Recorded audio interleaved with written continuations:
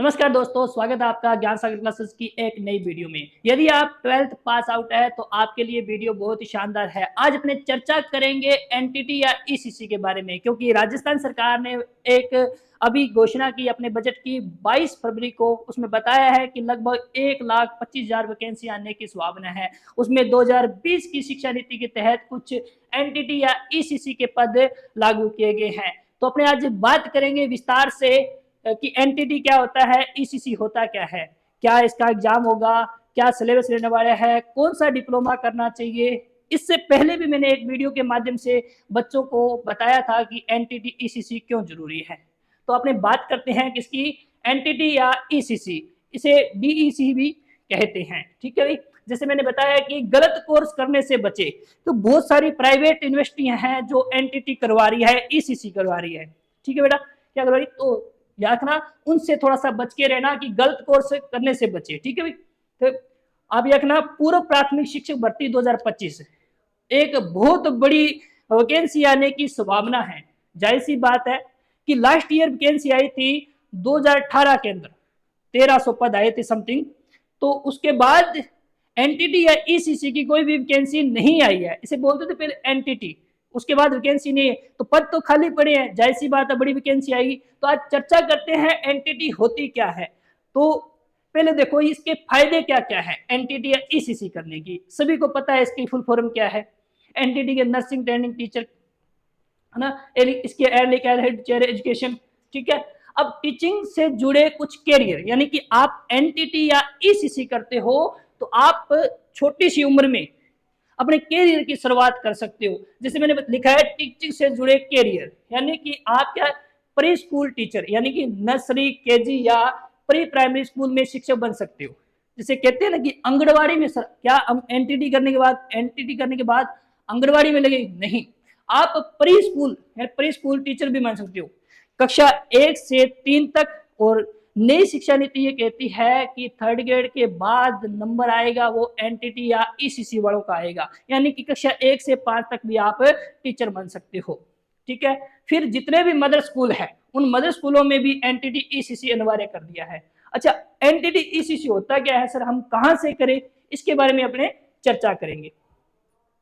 चलो, फिर क्या होता है इसका दूसरा फायदा देखो, चाइल्ड केयर और डे केयर सेंटर।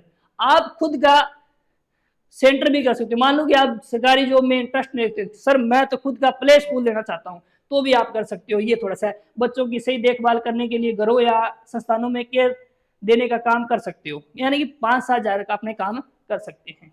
चलो चर्चा करते हैं एजुकेशन ट्रेनिंग और काउंसलिंग। ठीक है, अब देखो जैसे मैंने बताया ये कुल मिला के यही है कि एनटीटी करने का फायदा बहुत है। अब नेक्स्ट और देख लेते हैं एनजीओ और सोशल वर्क से जुड़े जॉब से। बहुत सारे एनजीओ है जो अपने पास जॉब देते हैं, जैसे बच्चों से संबंधित, जैसे छोटे बच्चों के पोषण, शिक्षा और स्वास्थ्य से जुड़े सरकारी या प्राइवेट संगठनों में काम कर सकते हो। तो आप कह सकते हो कि मैंने एनटीटी या ईसीसी की है। आप जब ये डिप्लोमा या कोर्स करोगे तब आपको ये बताया जाएगा कि बच्चों का पालन पोषण कैसे किया जाता है, बच्चों की देखभाल कैसे की जाती है, वो ही पढ़ाया जाएगा आपको डिप्लोमा के थ्रू।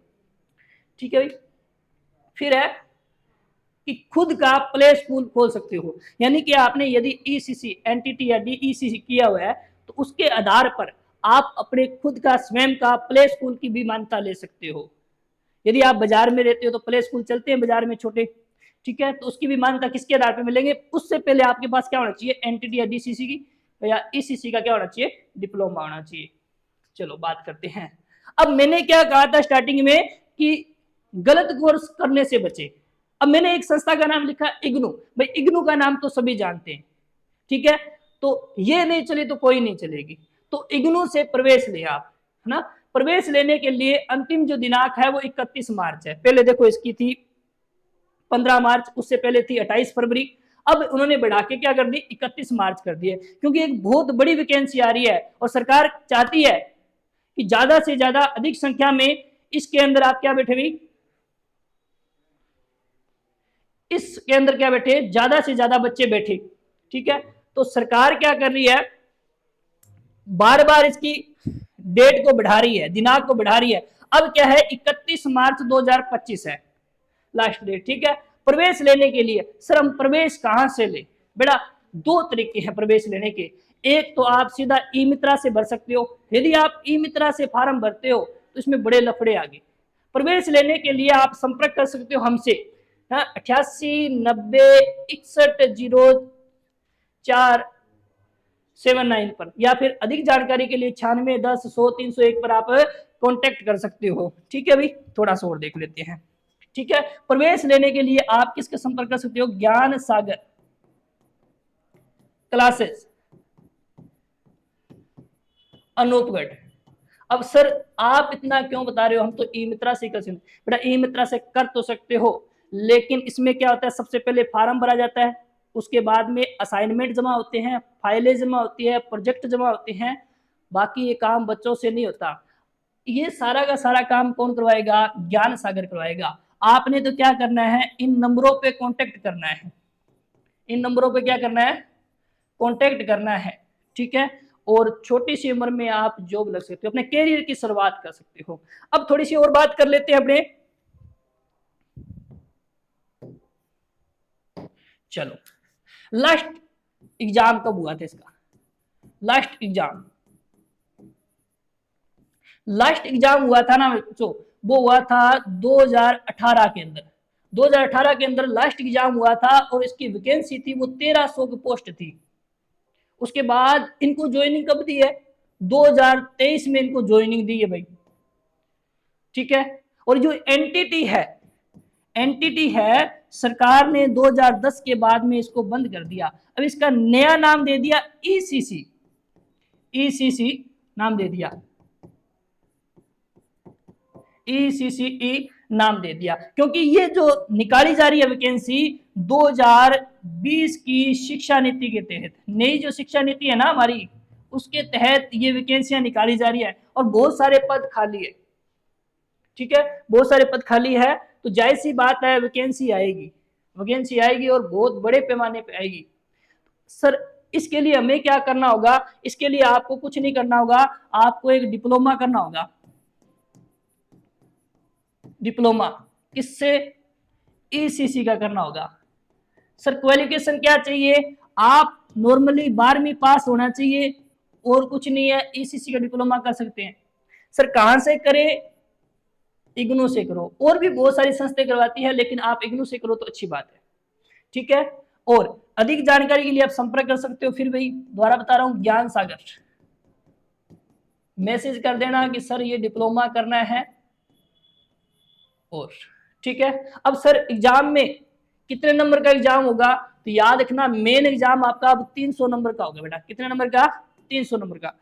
300 नंबर का एग्जाम होगा, उसमें से 100 नंबर बाल विकास के होंगे, 100 नंबर का सामान्य जीके होगा, 80 नंबर का बाल मनोविज्ञान होगा, 10 नंबर की आपकी क्या होगी? कंप्यूटर से संबंधित होगी, और 10 नंबर साइकोलॉजी होगी। कुल मिला के 300। अब 2018 के अंदर जो वैकेंसी आई थी उसमें 100 नंबर का पेपर था, और वर्तमान में पेपर कितने नंबर का आएगा? 300 नंबर का आएगा। ठीक है, तो ये कहना चाहूंगा कि किसी भी गलत यूनिवर्सिटी से कोर्स मत कर लेना, प्राइवेट यूनिवर्सिटी से मत कर लेना, भरोसेमंद यूनिवर्सिटी से करना।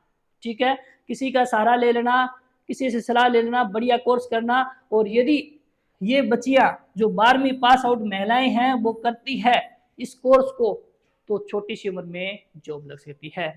मिलते हैं नेक्स्ट वीडियो में, धन्यवाद।